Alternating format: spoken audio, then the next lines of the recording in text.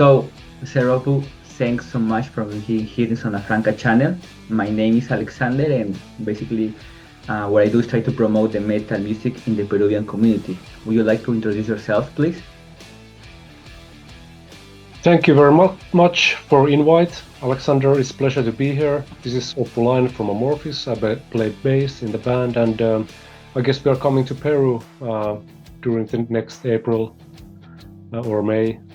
Anyhow, in a couple months, and looking forward to it pretty much. I haven't ever been there, so it's really exciting to come over.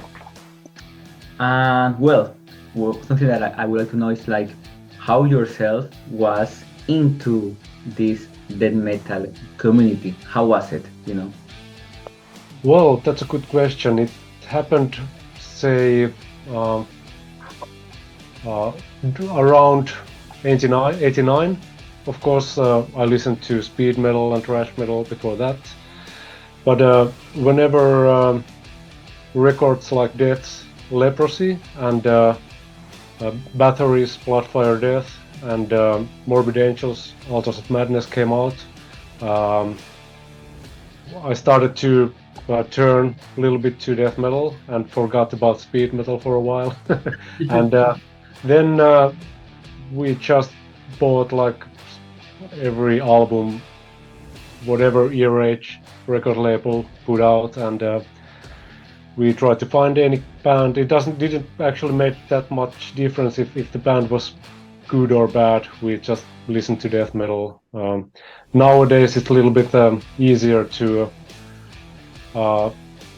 review records from those times.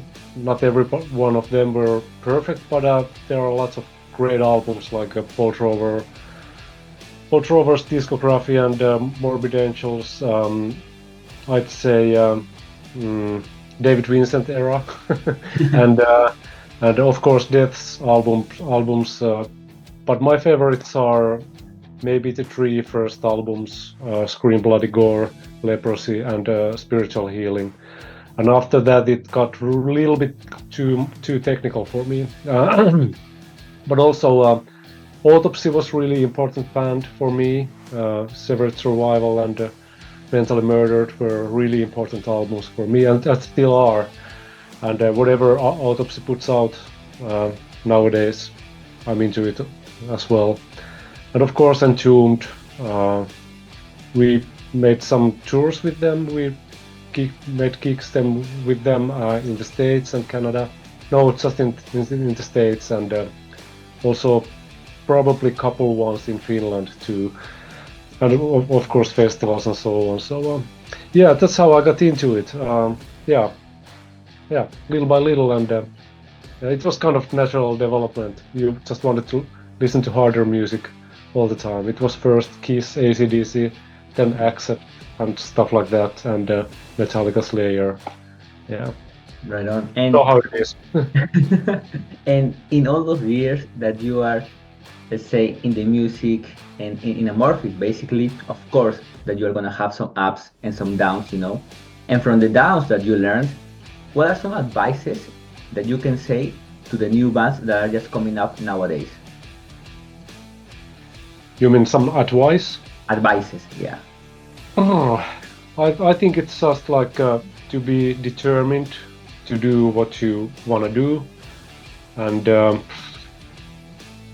not to think too much about success, for example. It's always destructive force in making music if you start to think of what people would like to hear from you.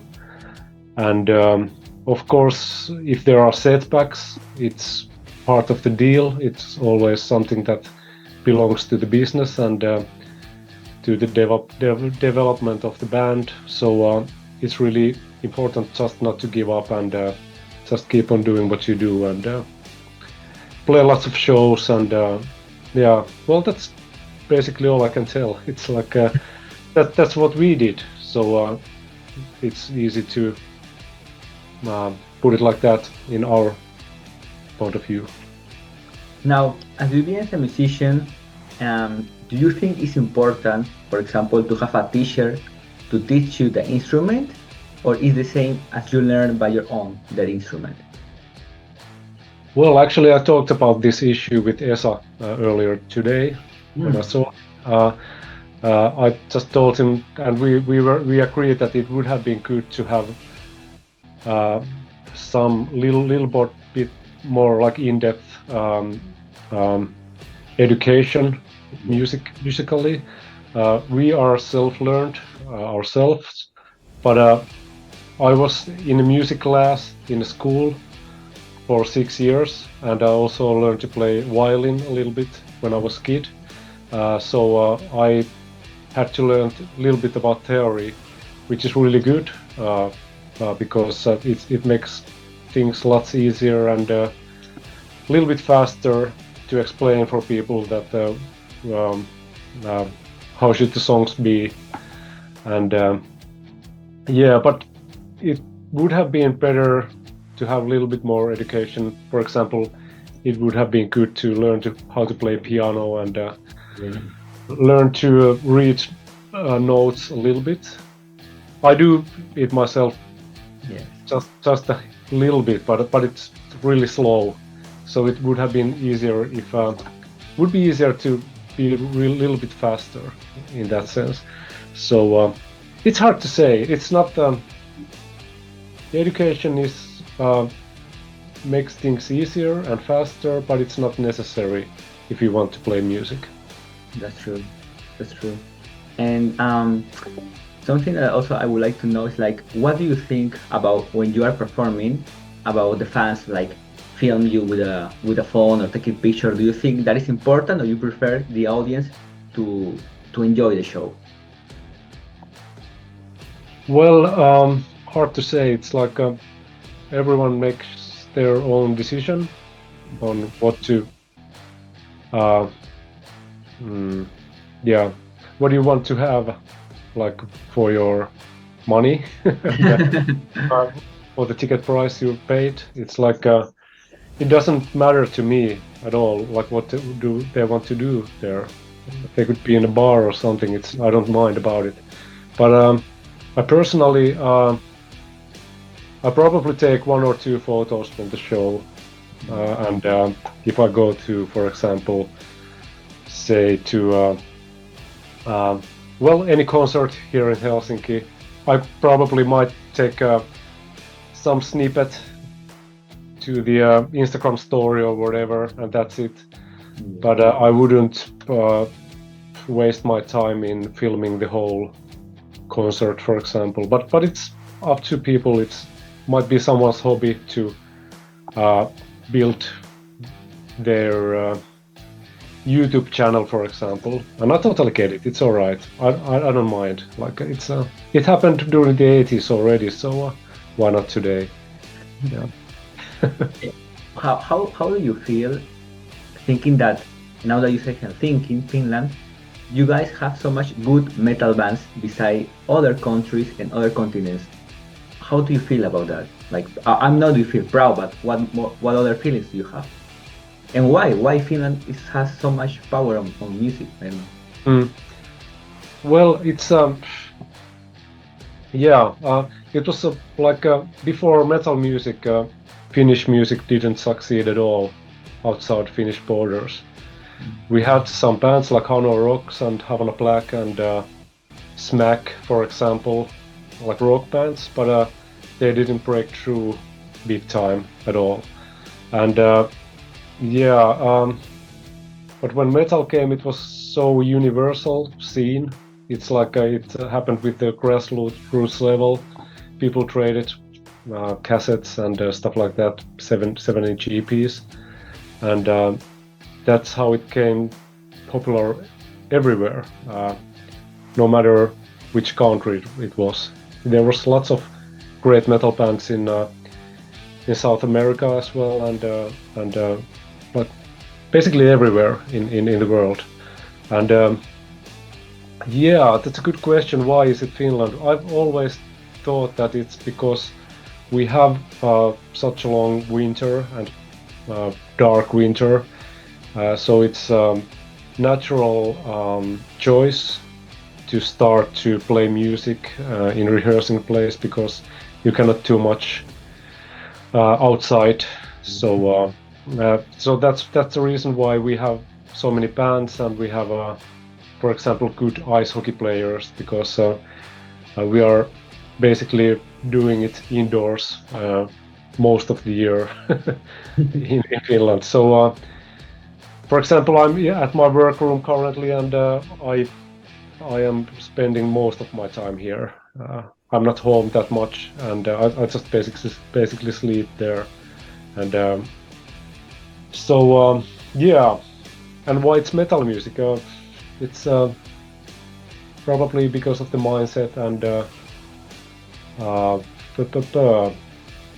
it's because of the history we have. It's like we had Stratovarius, we had Amorphis and Gente, and so on. That was the big breakthrough for Finnish bands outboards. So probably people just like got interested in metal music from there on, and wanted to make good. And for this 2024, sir, what are your goals as a musician? Well, I just like would like to have functioning hands and keep on making music, and to keep that mindset and stay motivated and enjoy what I do. And I wouldn't like to think music as a routine or something that I have to do for money or whatever. I just want to find new bands and find new music and explore music in any possible way, trying to do different things on my own. And yeah, that's my basic goal. And of course, I really like to travel around the world and meet new people. And there are so many great human beings in the metal community, and it's like I always get new friends on road, and yeah, meet new people online too. So it's a great hobby for me. So this is now that you're gonna come into Peru, do you did a little research about our food or drinks or something, or you haven't done it yet? Well, I've learned that because I'm vegan, I've learned that Peru is a great place for vegans. Yeah. So I'm really looking forward to it. So I know that you are having different kind of potatoes. Yeah, and, way too much. Yeah, and Finnish people are eating potato quite much, and it's my favorite food as well. I had like potatoes today on the lunch, so I know what I'm talking about. So yeah, that's all I know. I don't know how about the alcohol, booze. I don't know what kind of alcohol you have there, wines, or can you educate me a little bit? Yeah, of course. I mean, you come here, something that you have to try, and I think all the people from all the world do it. Is pisco sour. That is our traditional drink, pisco sour. Yeah. Okay, pisco sour. Yeah. Yeah, you must. Yeah. Yeah. And one friend of mine gave me some Peruvian coffee, green coffee beans last time when we met in the States. So you have good coffee as well. So yeah, I'm looking forward to try all those things. Right. And now that you're talking about, you say the word money, do you think nowadays it's easy to live by doing music, or a musician should have a normal job and also like play in a band? Well, it depends. It's like really, yeah.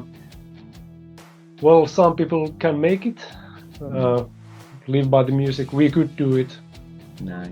But I'm still like working currently. So, but it's that we have so much leisure time that I have at least something to do with my time. So I'm doing some IT stuff on the side of Amorphis, but it's hard thing to do it requires lots of concerts for the bands. Yeah. It's not possible with the record sales at this level, at least. I don't know how many records you need to sell in order to live by it, but we probably wouldn't do it.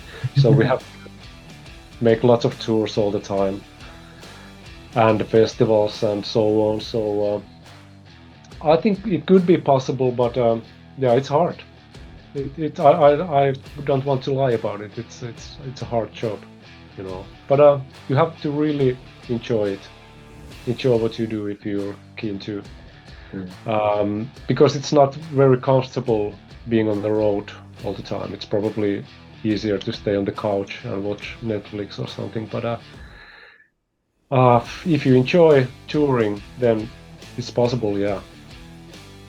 And there's a period of time in all the time that you are in Amorphis that you would like to do it again, like to repeat that specific time? Yeah, I don't know if you were aware, but I was away from Amorphis for a period of time, like 17 years in between. And hard to say, you should ask this from Esa or Tommy, because they have been in Amorphis throughout the entire Amorphis career. But I'm not regretting being part of the band. Quite opposite. I've been like enjoying it, especially this second round. It's been really great time for me. Yeah, it's good and it's nice, and I want to go on until the end. Yes, you return like a phoenix. Yeah, of course. Yeah. And well, this question that I'm gonna ask you, I do to all the bands, to the artist, and you must to be very honest.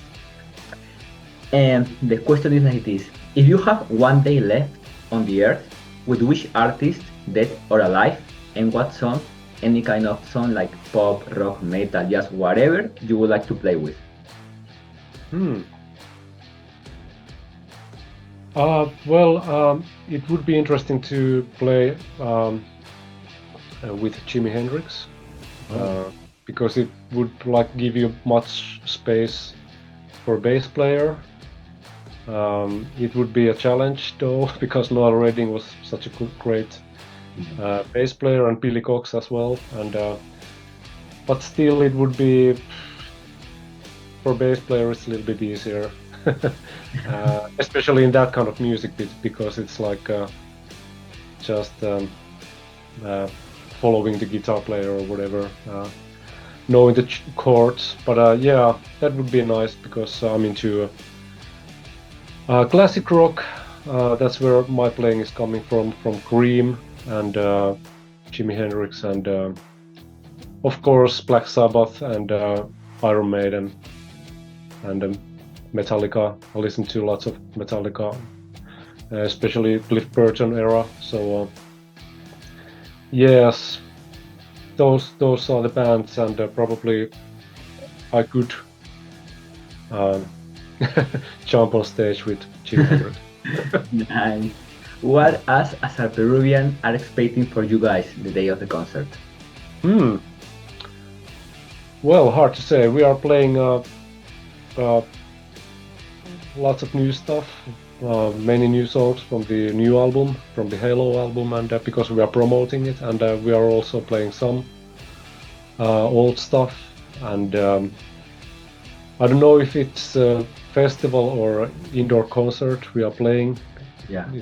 It's always depending on that, on how long a slot we have, but it's also depends on that if we'll play certain songs. But hopefully we can play 90-minute set for you, and it's gonna include some material from every era of Amorphis, from the 90s and from the early Tommy Oates albums, and this latter Jan Bogren era as well.